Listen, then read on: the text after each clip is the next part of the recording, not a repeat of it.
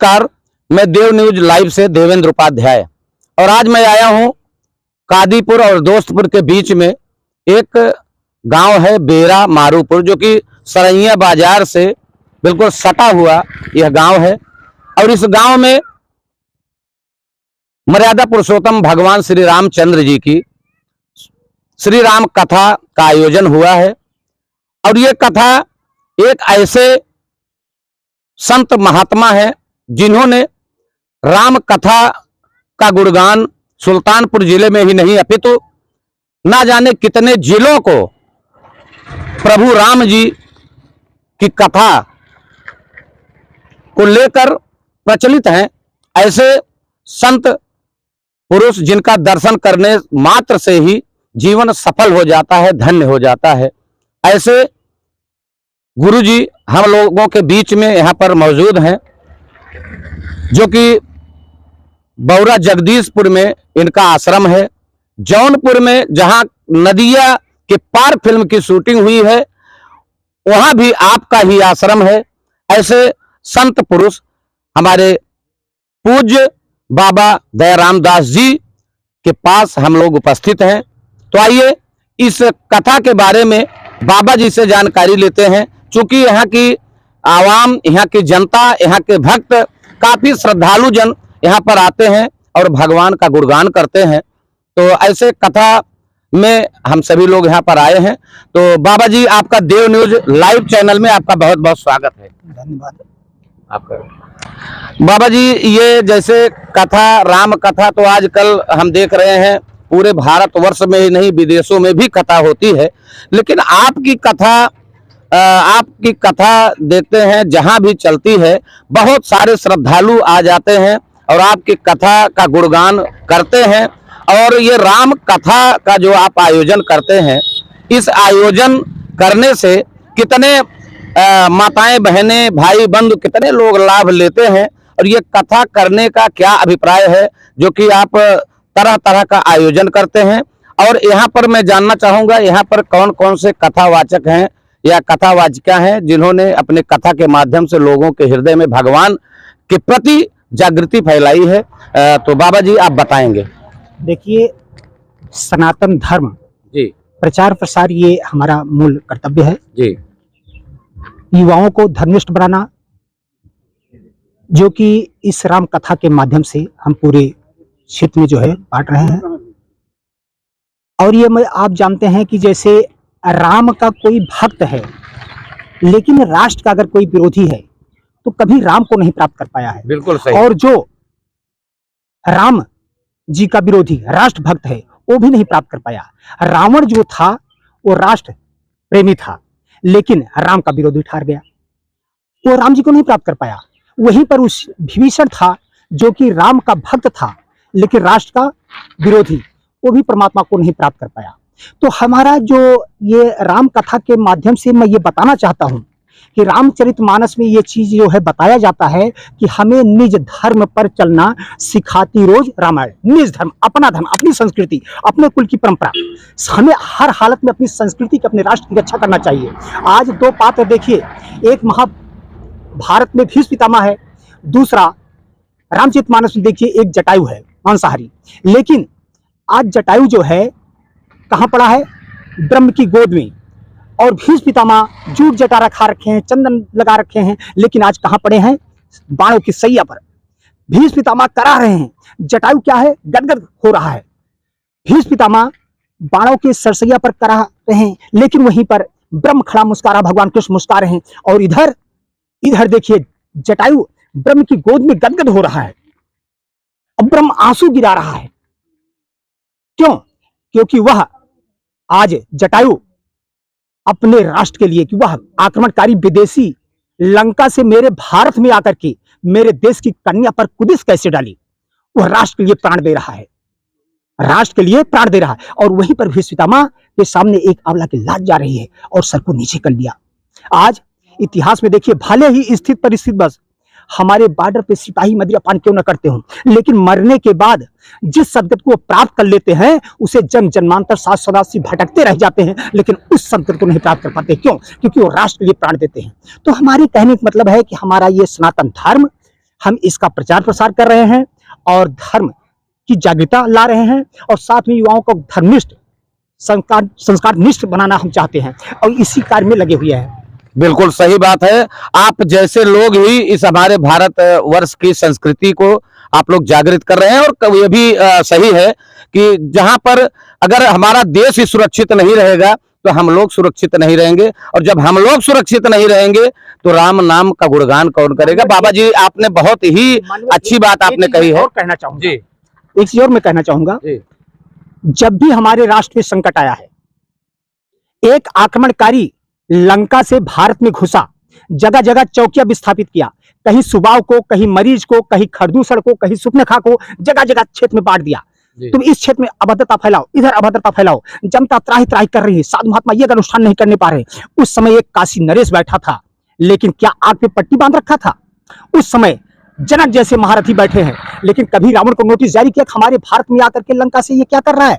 उस समय दशरथ जैसे चक्रवर्ती राजा बैठे हैं नरेश, लेकिन सभी मौन धारण कर रखे हैं, कोई आगे बढ़ने वाला नहीं है। उस समय अगर कोई आगे बढ़ा है तो गाध ही तनय चिंतामणि व्यापी, गाध के पुत्र विश्वामित्र जी आगे बढ़े और दशरथ के दरबार में गए, राम जी का हाथ पकड़ के ले गए और उनको ट्रेनिंग दिए और देने के बाद कहते राम, जब समझ गए कि निपुण हो गया है, कहते राम अब आगे बढ़ो, पृथ्वी से राष्ट्रों का विनाश करो, धर्म और संस्कृति की पुनः स्थापना करो, राम राज्य की स्थापना करो। जब भी राष्ट्र पर संकट आएगा तो निश्चित है कोई योगी पुरुष आगे बढ़ेगा। अगर योगी पुरुष कोई आगे बढ़ता है तो राष्ट्र का कल्याण निश्चित है, इसमें दो राय नहीं है। बहुत अच्छी बात बाबा जी ने कही है। बाबा जी मैं ये एक बात जानना चाहूंगा, जैसे मान लीजिए राम कथा चल रही है तो राम कथा सुनने से ये हमारे जो आज की पीढ़ियां हैं, जो कि ये पीढ़ियां नशाखोरी में विलुप्त होती जा रही हैं, और आजकल रंगबाजी का ट्रेंड चला है, कोई भी सिंगर देखिए वो रंगबाजी का ही गाना गा रहा है।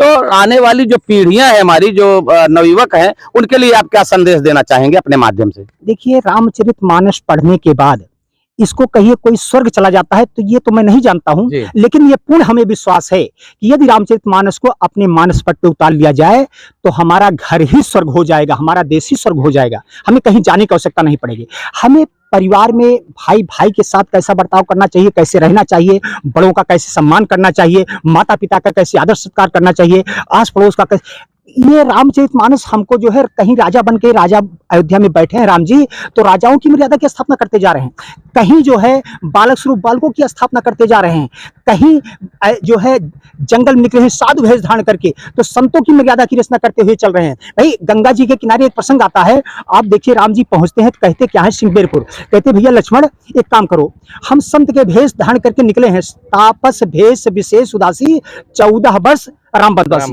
14 वर्ष के लिए निकले, लेकिन हमें समाज के लोग संत भेष नहीं देख रहे हैं। कहे क्या कमी है? कहे ब्रह्मांड पे चंदन न हो तो नमस्कार करना अपराध है, गंगा जी के किनारे से मिट्टी लाओ पवित्र है, लग जाए लग गया।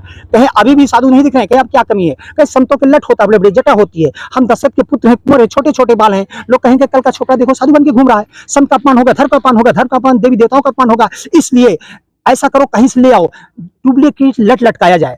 तो देखिए लक्ष्मण जी गए और ढूंढे, कहीं उनको मिला नहीं, लौट गए, भैया कहीं मिला नहीं, कहीं आराम करो देखता हूं।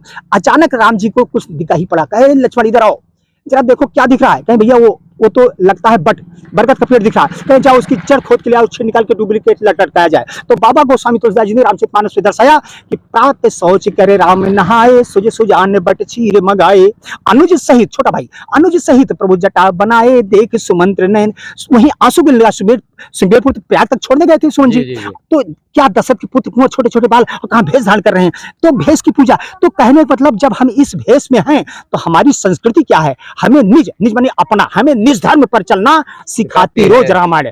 हमारा धर्म क्या, हमारी संस्कृति क्या कह रही है, हम इस भेष को धारण करने के बाद किस जगह खड़े हो सकते हैं, किस दुकान पे जा सकते हैं, किस, ये हम बंधन में हैं। हम इस भेष धारण करने के बाद अपनी मर्यादा पर चलेंगे, कभी गलत मार्ग पर नहीं जाएंगे। ये हमें रामचरितमानस से हमको मिल रही है। बहुत बहुत धन्यवाद बाबा जी। अब हमारे आप देव न्यूज लाइव जो चैनल है, इसके माध्यम से मैं लोगों को एक नई राह दिखाने का कार्य कर रहा हूं, तो आप 2 शब्द हमारे देव न्यूज लाइव चैनल के बारे में और जो हमारे ऑडियंस, जो हमारे दर्शक देखेंगे, उनके लिए आप आशीर्वाद प्रदान करें बाबा जी। देखिए प्रभु की कृपा से ये आपका देव न्यूज लाइव आपका चल रहा है, बहुत बढ़िया चल रहा है। मैं देख रहा हूँ कि अक्सर मैं मोबाइल पे भी देखता रहता हूँ, बराबर आपका चल रहा है और शायद आप लाइक भी करता रहता हूँ, है ना। तो ये मैं परमात्मा से ये प्रार्थना करूंगा कि ये बहुत आगे आप जो है आपका ये लाइव जाए और जन जन तक जो है पहुंचे। और इसी के साथ साथ में ये भी कहूंगा कि परमात्मा की कृपा से सनातन धर्म से जो आप चढ़ के जुड़ रहे हैं और विशेष करके कथाओं में आप विशेष करके कार्यक्रम को दे रहे हैं, लाइव दिखा रहे हैं, इसमें परमात्मा की कृपा बनी है। ऐसे बना रखे हैं कि हमेशा जो है आप आगे बढ़ते रहें। ऐसे ही आप लोगों का आशीर्वाद होना चाहिए। ये आइए, ये जो आयोजन चल रहा है इसमें हो ना हो कहीं ना कहीं प्रेरणा भगवान की प्रेरणा है, आपका आशीर्वाद है। हमारे बीच में देखिए हमारे स्वतंत्र पांडे जी हैं, जो कि कहा जाता है जथा नामे तथा गुणे, स्वतंत्र हैं इसलिए स्वतंत्रता को लेकर आप विख्यात हैं और बाबा जी का स्नेह प्यार है। तो स्वतंत्र जी, ये राम कथा जैसे आपके यहाँ हो रहा है, तो राम कथा आप लोग सुन रहे हैं और लोगों को भी सुनवा रहे हैं, तो क्या आपको लग रहा है इस कथा को सुनने से, क्या जो हमारी समस्त जनता है, चूंकि आज का समय जो है तमाम ऐसे लोग हैं जो कि नकारात्मक भाव उनके अंदर उत्पन्न हो रहा है, लेकिन क्या इस कथा को सुनने से यहाँ की जनता कितनी प्रसन्न है, और ये मैं जानना चाहूंगा, हमारे दर्शक भी जानना चाहेंगे। सबसे पहले मैं आपको प्रणाम करता हूं, आप मेरे पास आए, बहुत बहुत धन्यवाद। देखिए, राम जी की कथा है और यहाँ चरित्र का वर्णन उनके हो रहा है, तो राम अपने चरित्र से ही मर्यादा पुरुषोत्तम भगवान श्री रामचंद्र जी कहलाए। उनको मर्यादा का नाम जो रखा गया वो चरित्र से ही रखा गया है। तो इसलिए अगर अपने चरित्र को लोग सुधारेंगे तो निश्चित रूप से मर्यादा के पात्र होंगे और उनका समाज में हर जगह सम्मान मिलेगा, सब कुछ मिलेगा और भगवान उनके ऊपर निश्चित रूप से पूरा उनका छाया रहेगा। अच्छा, तो स्वतंत्र जी, ये कथा आज इस वर्ष हो रहा है, तो क्या कभी कभी कथा सुनने के बाद क्या मन में अभिलाषा नहीं उमड़ती है कि ये कथा अगर हर वर्ष हो तो और बाबा जी का आशीर्वाद प्राप्त होता रहे, तो क्या ऐसी भावना मन में नहीं आती होगी? यह भावना जिस दिन बाबा मुझे मिले, मैं उसी दिन धन्य हो गया। मैं यही सोचा हूं कि किसी भी तरीके से हर हाल यह कथा जरूर होगी। ये मैं नहीं, ये हमारे समस्त ग्रामवासी बोल दिए हैं कि यह कथा हर समय होनी चाहिए, हर साल होनी चाहिए। क्या बात है, बहुत उत्तम सोच है और बाबा जी का ऐसा आशीर्वाद ही रहता है कि एक बार कथा होने के बाद बार बार लोग कथा करवाने के, चूंकि भगवान के स्वरूप का दर्शन भी हो जाता है। तो बहुत बहुत धन्यवाद स्वतंत्र जी। और हमारे चैनल के बारे में आप दो शब्द बोलें स्वतंत्र पांडे जी। आपका चैनल बहुत ही अच्छा फूले फले और बहुत ही आगे जाए, यही मेरा श्री रामचंद्र जी से प्रार्थना है। आप भी बढ़ें, पूरा चैनल भी बढ़े। क्या बात है, बहुत बहुत धन्यवाद और ईश्वर की कृपा बनी रहे। ऐसे ही आप लोगों के हृदय में भगवान प्रभु वास करें। और हमारे बीच में देखिए, बड़े ही अच्छे विद्वान के रूप में यहाँ पर उपस्थित हैं हमारे व्यास जी, में आदरणीय परम पूज्य पंडित अमरनाथ शास्त्री जी। तो आप सर्वप्रथम मैं जानना चाहूंगा, वैसे तो बहुत से कथावाचक हैं जिनसे हमारा संपर्क भी है, लेकिन आज बाबा जी के सानिध्य में यह कार्यक्रम चल रहा है और आपका दर्शन हुआ, तो मैं ये जानना चाहूंगा सर्वप्रथम कि आप रहने वाले कहाँ के हैं और यहाँ पर जो भक्त आए हुए हैं, जो श्रद्धालु आ रहे हैं, तो कथा के माध्यम से आप क्या संदेश देना चाहेंगे हमारे ऑडियंस को, जो भी हमारा न्यूज देखेंगे?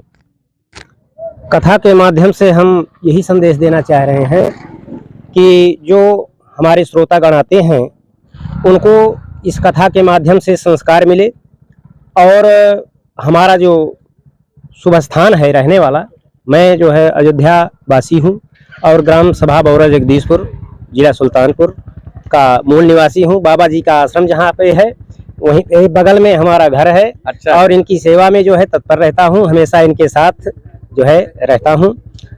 ऐसा है कि जब बाबा जी स्वयं वहां रह रहे हैं और एक तो अवधवासी भी हैं, दूसरे बाबा जी भी वहां रह रहे हैं, तो निश्चित है कि आपके ऊपर अद्भुत कृपा इनकी भी होगी और प्रभु राम की भी कृपा है। और बहुत बहुत मैं शुभकामना भी देना चाहूंगा। लेकिन मैं ये जैसे न्यूज के पहले मैं चाहूंगा पूज्यपाद गोस्वामी तुलसीदास जी की श्री रामचरितमानस के द्वारा जो चौपाई है, तो 2-3 चौपाई के साथ आप हमारे दर्शकों को थोड़ा सा देखिए।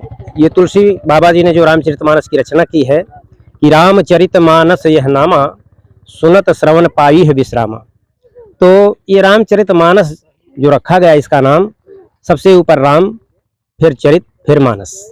तो अगर राम मानस से मिलना चाहे नीचे वाले, तो बीच में सीढ़ी चरित्र की आती है, तो बिना चरित्र की सीढ़ी पार किए जो है राम तक हम नहीं पहुंच सकते। ठीक उसी तरह से राम अगर मानस से मिलना चाहें तो उनके बीच नीचे जो है बीच में चरित्र है। अर्थात कहने का तात्पर्य हमारे यही है कि जब तक हमारा चरित्र उत्तम नहीं होगा तब तक हमें भगवान की प्राप्ति नहीं हो सकती। बहुत बहुत धन्यवाद। और संत मिलन को आइए तज ममताभिमान, और ज्यों ज्यों पग आगे बढ़े कोटिन यज्ञ समान, और जाकी रही भावना जैसी प्रभु मूरत देखे तिन तैसी। और इसी के साथ, इसी चौपाई के साथ मैं पुनः आपको बहुत बहुत धन्यवाद देना चाहूंगा, और हमारे जो भी ऑडियंस हमको देख रहे हैं, फिर मिलते हैं अगले न्यूज के साथ। देव न्यूज लाइव में आने के लिए आप सभी का बहुत बहुत स्वागत, वंदन, अभिनंदन करते हुए नमस्कार। जय श्री राम, भारत माता की जय।